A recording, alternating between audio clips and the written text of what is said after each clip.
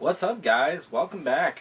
Jeez, I'm sorry I haven't been around in a while. I mean, gosh, it's just so much stuff going on, and my job, as mentioned, takes a lot of time. And then there are times I just don't feel like coming on camera and making a video. I do apologize for that, but I'm back here. Got a lot of pickups here that I've picked up in the past few weeks. So I'll go ahead and get to that.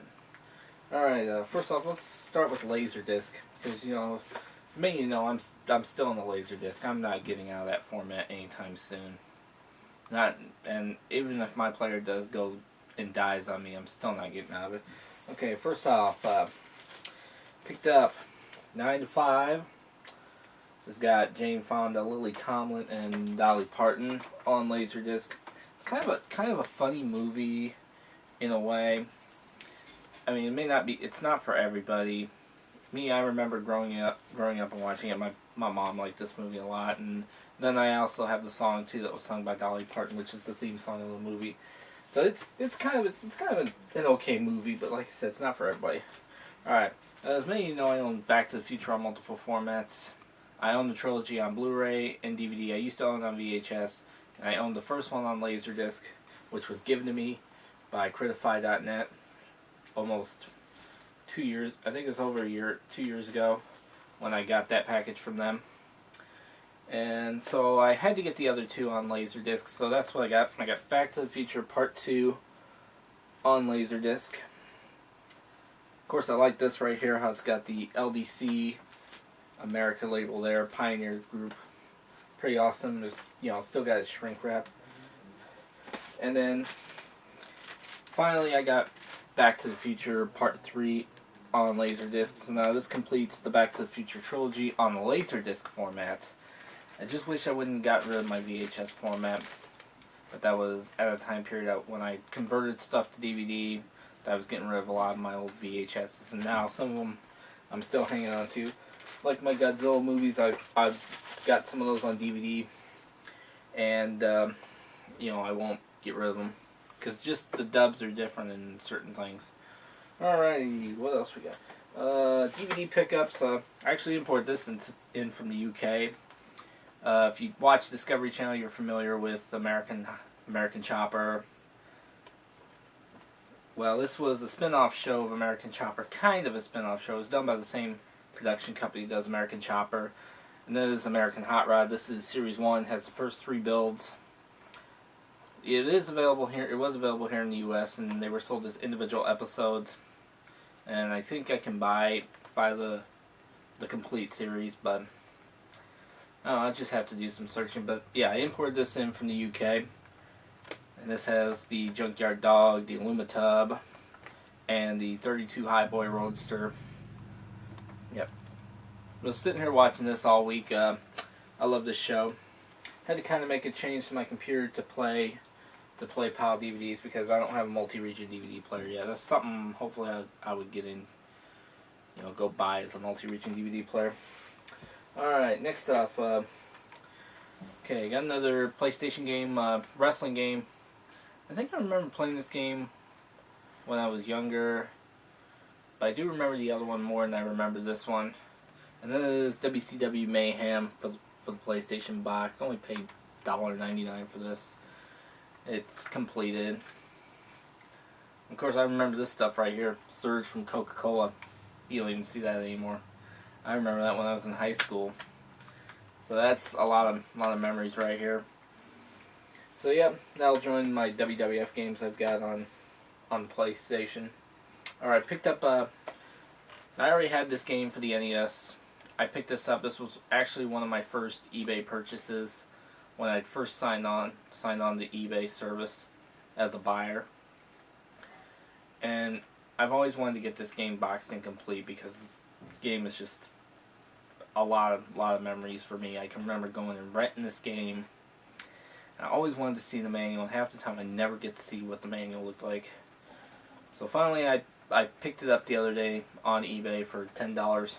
And of course is Knight Rider. This is boxed complete for the NES for only $10. Box is a little beat up, manual's kind of a little beat up, but I don't care. I'm just happy to have this game in my collection. Yeah, the sleeve's in here, of course, so don't worry. The sleeve's kind of stuck at the bottom. There it is. And of course, it's got a little advertisement on the back for the remote controller, which I think I actually remember. I do remember the NES accessories, so because that was Acclaim, because this game was published by Acclaim. So yep, got a little join my boxed NES games up there. Alright, been on a little bit of a Sega spree lately. Been showing my Sega Genesis here some love lately. I'm buying a lot of stuff for this. And so I've got some games, and I've got a very special thing, which I'll get to that here in a minute. But first, let me show you the games I got for my Sega Genesis. First off, picked up Tasmania boxing game for the Sega Genesis. Missing the manual, but it's got the Wee Willie Winky on top as X-File 2708 and Cessna Ace would say. So yep, sure I could probably find a manual for this if I did some looking on eBay. Or probably did some looking there on the net. There's the manual out there. Alright, next game I got is Sword of Vermilion for the Sega Genesis. Game cartridge and a case with Wee Willie Winky on top. So, yep. No manual for that, so I ain't too worried about it. I'll go with all my other Genesis games again. Alright, next game I got, I already have the second part of this version of this game, or I should say part 2, and that is Thunder Force 3 for the Sega Genesis. This one is box complete. Got the manual and the cartridge. This was the most expensive one I bought. This one cost me $10. The others cost me $1.99. This one's missing the Wee Willie Winky, but I don't care. So is my copy of Thunder Force 2. That's kind of missing that up top too. But yeah, so glad to have that's complete. Alright, and I also picked up Mortal Kombat 2 for the Sega Genesis. Missing the manual, of course, but that's no big thing. And the cartridge is kind of beat up a little bit here with the label, because when I picked this up off the shelf, because where I bought this at, they have the games displayed on the shelf. They don't keep them in the cases. You go take the case and they put the game disc in there, or the cartridge in this case. But the cartridge was missing for this particular one. He's like, oh, I don't know. And they were like, oh, I don't know if we got another one. And then I go, I was like, well, I see one in the display. Can I have that one? And he's like, yeah. Did you still want the box? I was like, yeah, I want the box. Yeah, I mean, totally. So he only charged me $1.99 for the game. He didn't charge me for the case, so that is, that was pretty cool. So now this will join Mortal Kombat 1 in my Sega Genesis library. Alright. Now, this next pickup here, this is sort of a prize. It's going to be a prized possession in my Sega Genesis collection. Now, there's a few people I've talked to on Skype last night after I've gotten this, and those of you that are friends with me on Facebook would have known this already. What I've got. There's a very interesting story behind this, and that's kind of the reason why the Sega Genesis is out here, because he's going to be demonstrating what this is. And I hope to have a video to talk about, but yeah, it's a very special surprise for you guys. This eBay package right here came in a pizza. This is a pizza box. I mean, I'm sure I didn't order a pizza unless. But I mean, gosh, Stray Sheep Pizza. I mean, geez, they're so late on getting their pizza. I think I ordered this yesterday. No, there actually isn't a pizza in there. It's very interesting though how this arrived to me, because I was like, it's a pizza box. It's freaking awesome. And it's just Stray Sheep Pizza, hot and ready pizza. I was like, hell yeah. So yeah. Now what's in this box here is very, very rare for the Sega Genesis. There's only 3 videos of this that I have seen on eBay of this particular Sega Genesis peripheral, but none of this particular peripheral here. And that, of course, is the Sega Channel adapter for the Sega Genesis. This is a original box with version 2 of the Sega Channel adapter. Now, this is the second one from General Instruments. This is complete. this was the most expensive thing, most epic thing on eBay I've ever picked up, is this. When I first seen pictures of this on the internet, I so wanted to get a hold of one of these. And at the time, I had seen a couple of them on eBay, and then they were gone so fast, and it's just like, oh my gosh, I kept telling myself I would love to have one of these, because this brings back so many memories. Now, I did not have the service growing up, but I do believe the service was available in my area, because what brings back the memories for me about this particular device here was back in the mid-90s when I was growing up as a kid and I had my Sega Genesis. Now, bear in mind, this is my second Sega Genesis that I had. My original one was a compact design like this, and I also had the 32X.